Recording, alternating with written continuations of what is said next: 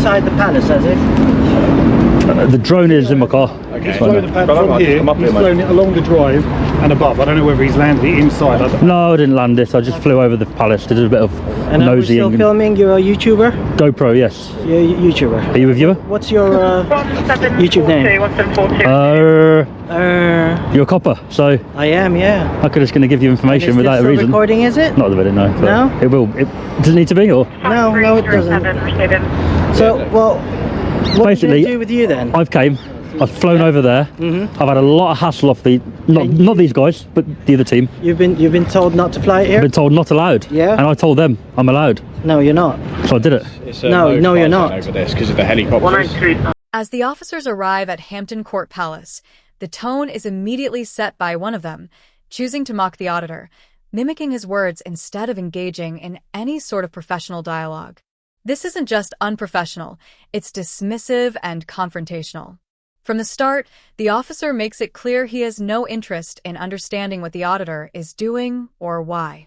The officer then incorrectly tells the auditor that he's not allowed to fly the drone over the palace, and his partner backs him up, vaguely citing helicopters as the reason, but that reasoning simply doesn't hold up. Hampton Court Palace is not located in a designated restricted or no-fly airspace unless a specific temporary restriction is in place, and there's no indication of one at the time of this video. No-fly zone here. Yeah, yes it is. Yes. Can you show me? You gotta look it up. It is on there. Go ahead and look it up. I did all my due diligence before I got here. Palaces, royals, and if the staff says no, it's not about the staff saying no. It's about the law, my friend. Come on. It is. If they're saying. So there's no fly zones like airport there. But we're there, it's nothing. But it's, if you looked it up, Hampton Court Palace, no fly zone, alright? So this is what we're gonna do. I've checked. Okay, well you can say that if you've checked or not. There's no fly zone here, my friend. But we're saying that it's not. And, you know, we've looked it up as well. This isn't about airspace anymore. It's about ego. The officer has been presented with accurate, up-to-date information that directly contradicts his claim, yet he refuses to acknowledge it. That kind of response isn't rooted in law or safety. It's rooted in pride. Rather than admit a mistake or even consider the possibility that he might be wrong, the officer clings to his authority, hoping that saying, "We've checked," will be enough to shut down the conversation. But that's exactly the problem. In situations like this, when officers are proven wrong by clear public information, the refusal to acknowledge it damages more than just the interaction. It damages public trust. Lawful drone use is regulated by the CAA, not by how confident an officer sounds when making a claim. So I don't look, it's a busy Friday night, all right? Busy Friday night, we need to be out there. We're already stripped to a few units, okay? Right. If we can just get your name, we'll treat this as words of advice. Just please don't do it again. The staff are here and all the other staff. You should be educating them, saying he's allowed to fly over. No. It's not allowed. Them after. We'll speak to them. We just have to deal with you first. But we are just dealing with you. I don't want this to go long. You've told me it's a no-fly zone. I don't want this to go on any longer. If we could just have your name. But this is going to keep happening. If people come here to fly drones and these guys, not you, but if the team come out and say, can't do it. We've already had the info done from our... Can you tell me what legislation so I can check? Because I want to learn here. No, we've told you that is your learning. You're not allowed to. That's not good enough, my friend. Yes it is. Because we're a police officer. You're an officer. We're telling you. Yeah. That's not good enough. All right. When the auditor calmly asks for the legal basis behind the officer's claims, he's not being argumentative. He's doing exactly what any informed citizen should do, seeking clarity and understanding. But instead of providing any legislation or reference to airspace restrictions, the officer shuts the conversation down entirely, relying on his status as a police officer, as if that alone justifies his stance. This isn't how lawful authority is supposed to work. In the UK, police powers must be exercised in accordance with the law, and when questioned, officers should be able and willing to explain the legal foundation of their actions. Dismissing a request for clarity and expecting compliance simply because we've told you that is your learning reflects a mindset rooted in self-importance, not public service. I need to know the legislation. I need to know the legislation that I've broken here so I don't do it again. See, it's completely up to you if you want to give us your details or not. Okay. It's not about details, mate. Your colleague here. Yeah. The reason I hang around for police to arrive, and I didn't hang around, I was getting some food and I saw you and I thought I'd pop over, is so that I can see will know that the people who have restricted my legal activity today, the drone flying, get educated and say, look, he's allowed to fly. He may not like it, but he can do it, right? Hampton Court Palace have said that is supposedly a no-fly zone. So obviously we've come with like the information that we've been told. I've read through and it says no-fly zones, obviously 5 kilometres from airports. This isn't an airport, but the grey area that we're trying to deal with is where they're saying it's a helicopter thing as well. So that's where we're a bit... Usually helicopter pads are not a no-fly zone, but they're on here to tell us to obviously watch out for aerial traffic. Yeah, of course, yeah. I haven't seen anything on... I'll show you what I look at. I haven't seen anything on the app at all. Okay. It does turn yellow in a minute. There we go. Yeah. All that side there is, you'll see, Bushy Park. The auditor is absolutely right. In the UK, drone operators are required to check for airspace restrictions through live CIA-compliant platforms such as Drone Assist. These apps often show helicopter activity markers or advisory zones where low-flying manned aircraft are common, but these are for situational awareness, not legal restrictions. The purpose is to alert drone pilots to be extra cautious, not to prohibit flight outright. Unless the area is within a flight restriction zone, such as near an airport, military installation, or other protected site, or a temporary NOTAM has been issued, drone flights remain lawful if operated safely and within visual line of sight. The presence of helicopters alone does not make it illegal to fly.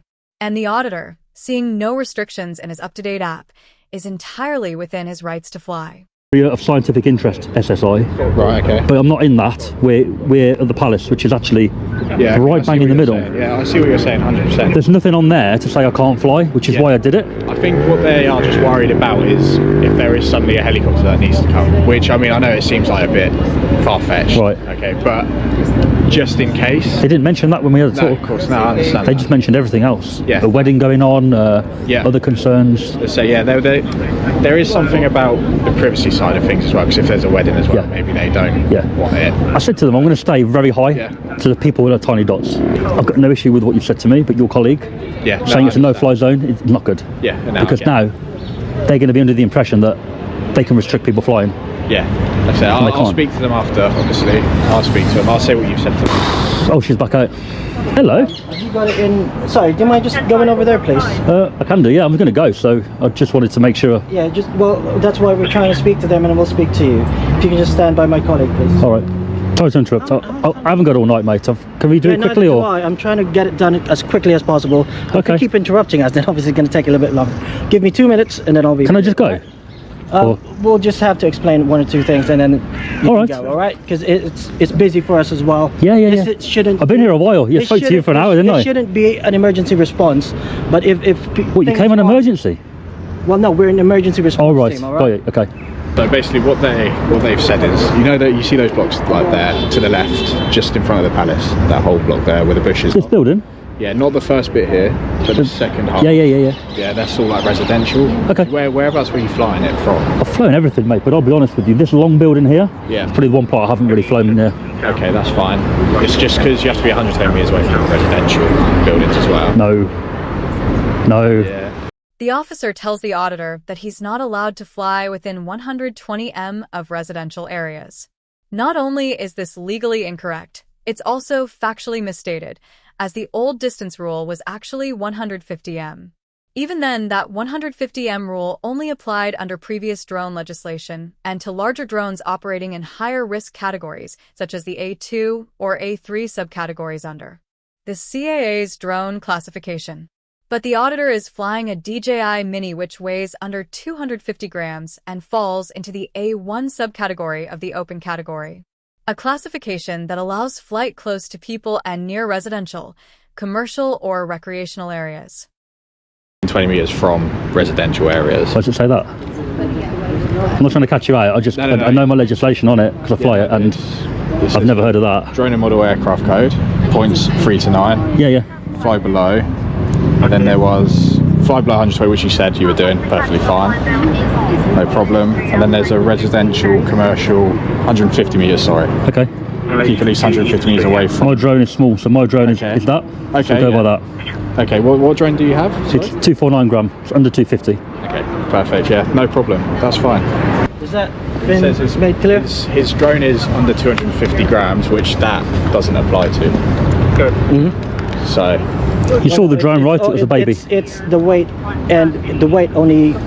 So if We haven't got, it's below, hang on. beef with you. As you know, If the we weight is spoke to you for an 150, hour before all of if the weight this. is 150, We're just then asking as a human it's being, above. that was all, Then but- all the license, blah blah blah, and all that. If it's less than, however, that supersedes if it has a camera.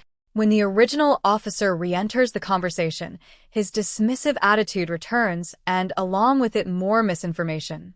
This time, he tries to reference legislation around drone use, but completely undermines himself by wrongly stating the weight threshold as 150 gram. That's not just a slip. It's a fundamental error that instantly damages the credibility of everything else he's asserting. In the UK, drone regulations are structured heavily around weight. The correct threshold for many key rules, including which category a drone falls under, is 250 G, not 150. Getting the threshold wrong shows the officer doesn't understand the very basics of the law he's trying to enforce. Anyway, It doesn't. I'm not. I don't. I've got. Come on, man. I do this every day. I've got better stuff. You shouldn't have been called. I know they called you for a good reason. To do. Just please. With a good intention. Don't do it. But it's not a police matter, my friend. Just go. It's not. I know it isn't. If You're telling me not to do it. I'm allowed to do it. I am going to continue doing it. Don't tell me not to do it, man. Okay. Well, we'll be here then again. You're wasting your time. I am wasting my time. All right. Thank you very much for Why are your you time, being stubborn? sir. This officer's Goodbye, been sir. great. What a rude. What's his number? 4198.